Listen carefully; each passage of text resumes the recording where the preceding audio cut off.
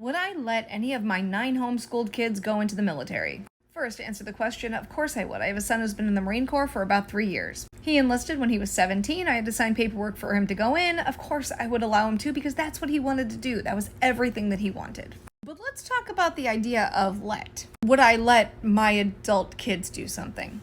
We shouldn't be letting our adult kids do things. They're adults. They should be doing whatever they want to do. Now, this comment is tied back to the video about the 3 options I give my kids for when they graduate. I will pay for half of college as long as they pay for the other half and they don't take out loans. And the reason for that is because I have worked with people who make a lot of money and are still strapped with student loans doing the same job that I do, and I don't have a degree. I'm just trying to help my kids avoid debt. However, if they want to take out loans, they are more than welcome to. It's just that I'm not going to pay half. However, there are 2 other options. If you want to go to trade school, I will pay 100% of that. And I understand there's a lot of different ways to get trade school paid for by a future employer, by union, so on and so forth. But if they don't want to do any of that and they want someone to pay for trade school, I'll absolutely do that for them. And I would say that most trade schools are comparable to what half of college would be, so therefore I am willing to pay 100% of that. It's the same amount of money. It's not that I'm pushing them towards trade school instead of college. I'm just saying your money's going to go further this way. And also, college doesn't have to be that expensive. If you go to an in-state school, you're only looking at like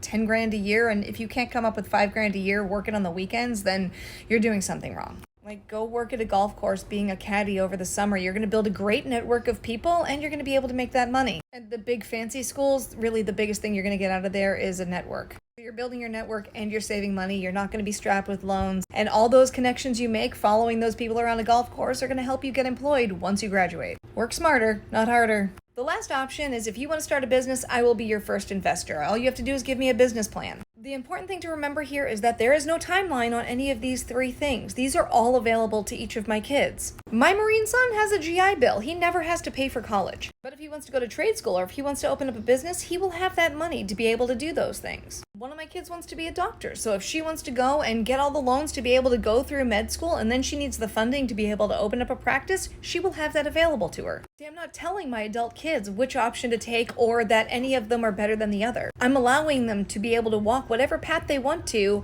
and have these available tools to them to help them get down that path. A mistake far too many parents make is that they do not allow their adult children to be adults. I saw this firsthand when my son went to boot camp and I joined like the parents group and they were like, my baby's there. I hope they're safe and okay. Safe and okay are not the 2 words that you think of when you think of Paris Island. And my son was 17. These were moms with like 22-year-olds. Like, cut the cord, mama. He's a man. I will always be my kids' biggest cheerleaders when they're doing what they choose to do, as long as it's legal and moral. But permission should not be something our adult children seek from us.